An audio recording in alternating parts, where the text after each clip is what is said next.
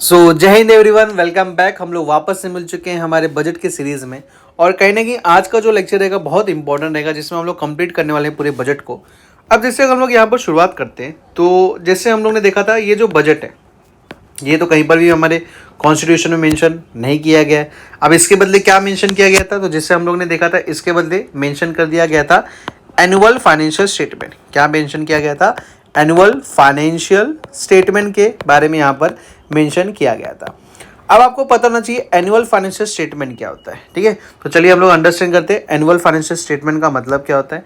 तो annual financial statement में अगर हम लोग देखेंगे तो इसमें कहा जाता है एस्टिमेटेड, इसमें क्या कहा जाता है? एस्टिमेटेड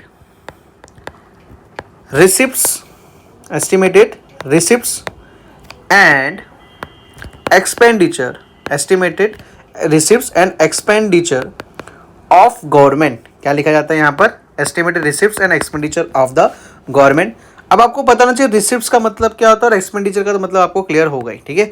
अब जैसे अगर हम लोग रिसिप्ट्स का मीनिंग देखेंगे तो रिसिप्ट्स का सिंपल सा मीनिंग हो जाता है इनकम। रिसिप्ट्स का मतलब क्या हो जाता है? इनकम। मतलब यहाँ पर आपको क्या पता चलने वाला रहेगा? यहाँ पर आपको पता चलने वाला रहेगा कि किस तरीके से गवर्नमेंट की इनकम होती है। और एक्सपेंडिचर में हम लोग का क्या पता चलेगा? तो एक्सपेंडिचर में सिंपल से अपने को मालूम पड़ेगा गवर्नमेंट का कहाँ पर खर्च होता है। क्लियर हो गया? तो अब आपको पता रहेगा, जैसे हम लोग का फाइनेंशियल ईयर होता है, हमारा क्या होता है? फाइनेंशियल ईयर होता है। अब अपना फाइनेंशियल ईयर कब से चालू होता है? तो अपना फाइनेंशियल ईयर चालू होता है 1 अप्रैल से लेके 1 अप्रैल टू 31 मार्च। 1 अप्रैल टू 31 मार्च हमारा क्या चलता है? फाइनेंशियल ईयर चलता है। तो बेसिकली बजट लाया इसलिए जाता है कि इस टाइम से लेके इस टाइम तक कितना गवर्नमेंट का इनकम होने वाला है, कितना गवर्नमेंट का एक्सपेंडिचर होने वाला है, ये कहाँ पर लिखा रहता है? एनुअल फाइनेंशियल स्टेटमेंट में लिखा रहता है। यहाँ पर आपको अच्छी तरीके से क्लियर हो गया।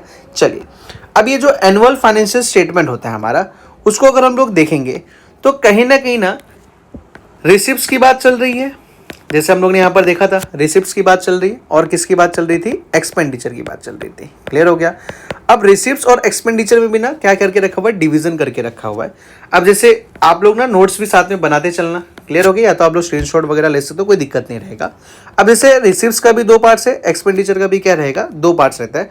तो दोनों पार्ट्स को हम लोग क्या करते हैं? अच्छी तरीके से अंडरस्टैंड कर लेते हैं। अब जैसे हम लोग बात करते हैं तो रिसिप्ट्स और एक्सपेंडिचर में क्या क्या आता है? तो रिसिप्ट्स में पहला आ जाएगा रेवेन्यू। क्या आ जाएगा? रेवेन्यू। और यहाँ पर क्या आ जाएगा? कैपिटल। एक जगह पे रेवेन्यू आएगा, एक जगह पे क्या आएगा? कैपिटल आएगा। वैसे यहाँ पर भी सेम रहेगा, रेवेन्यू एक्सपेंडिचर आ जाएगा और क्या आ जाएगा? हमारा कैपिटल एक्सपेंडिचर आ जाएगा। ये आपको इंपॉर्टेंट रहता है, अच्छी तरीके से समझना रहेगा। अब हम लोग क्या करेंगे? रेवेन्यू रिसिप्ट्स को, कैपिटल रिसिप्ट्स को एक बार अच्छी तरीके से समझेंगे। रेवेन्यू एक्सपेंडिचर क्या होता है, कैपिटल एक्सपेंडिचर क्या होता है, उसको मैं आपको एग्जांपल्स के साथ में बताऊंगा, जो आपको अच्छी तरीके से क्लियर हो जाएगा। तो चलिए हम लोग आगे बढ़ते हैं और सबसे पहले हम लोग शुरुआत करते हैं अपना रेवेन्यू रिसिप्ट्स के बारे में कि रेवेन्यू रिसिप्ट्स ये होता क्या है। तो सबसे पहला जो आता है रेवेन्यू रिसिप्ट्स, देखिए मैं बहुत इजी तरीके से आपको मैं बताने वाला हूँ, तो आप लोग इसी तरीके से वीडियो में बने रहिएगा, लास्ट तक आपको देखना, सब कुछ समझ जाएगा। क्लियर हो गया? अब जैसे हम लोग रेवेन्यू रिसिप्ट्स के बारे में बात करते हैं, रिसिप्ट्स मतलब क्या था? इनकम। रिसिप्ट्स मतलब क्या था? सिंपल हम लोग जानते हैं, इसका मतलब था इनकम। मतलब रेवेन्यू रिसिप्ट्स में हम लोग ये देखने वाले कि गवर्नमेंट का कहाँ से पैसा आ रहा है। अब आपको एक सोर्स तो पता है, आपको एक सोर्स तो पता है कि गवर्नमेंट का कहाँ से इनकम आता है। तो एक सोर्स जो हो जाता है वो हमारा हो जाता है टैक्स। क्लियर हो गया? तो जो टैक्स से भी पैसा कमाया जाता है, जो हम लोग का क्या कमाया जाता है? टैक्स से भी पैसा कमाया जाता है, वो किसके अंदर आ जाता है? तो हम लोग के रेवेन्यू रिसिप्ट्स के अंदर आ जाता है। तो पहला तो अपने को क्लियर है कि टैक्स के बारे में क्या होता है, ठीक है। फिर अलग सोर्स और क्या हो जाता है? तो नॉन टैक्स। और क्या हो जाता है हमारा? Non tax. तो आज मैं आपको बताता हूं कि नॉन टैक्स से किस तरह से, मतलब टैक्स के अलावा कहां कहां से गवर्नमेंट को इनकम रिसीव होता है। अब जैसे अगर हम लोग देखेंगे तो जैसे आपको पता होना चाहिए, कोई भी अपनी इनकम, मतलब अपनी गवर्नमेंट की कोई भी इनकम रेवेन्यू रिसिप्ट्स है या नहीं, उसको हम लोग कैसे समझेंगे?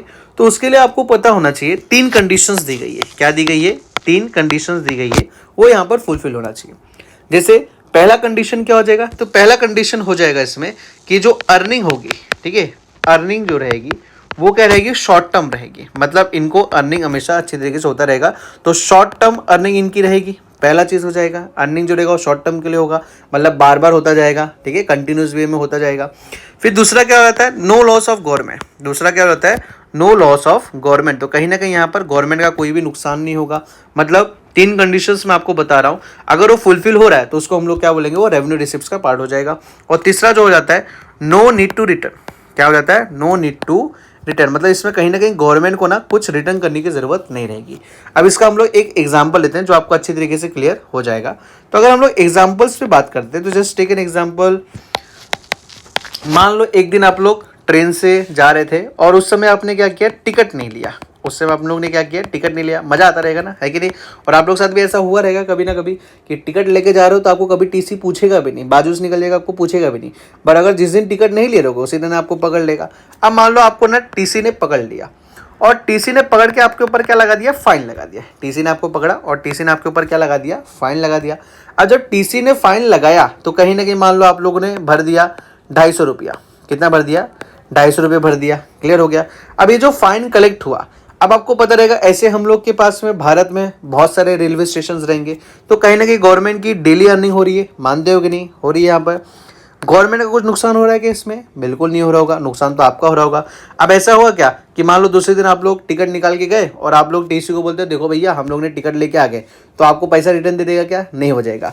तो जो ये फाइन से कलेक्ट होती है, जो ये फाइन से इनकम कलेक्ट होती है, उसको हम लोग किसका पार्ट बोलते हैं, रेवेन्यू रिसिप्ट्स का बोलते हैं।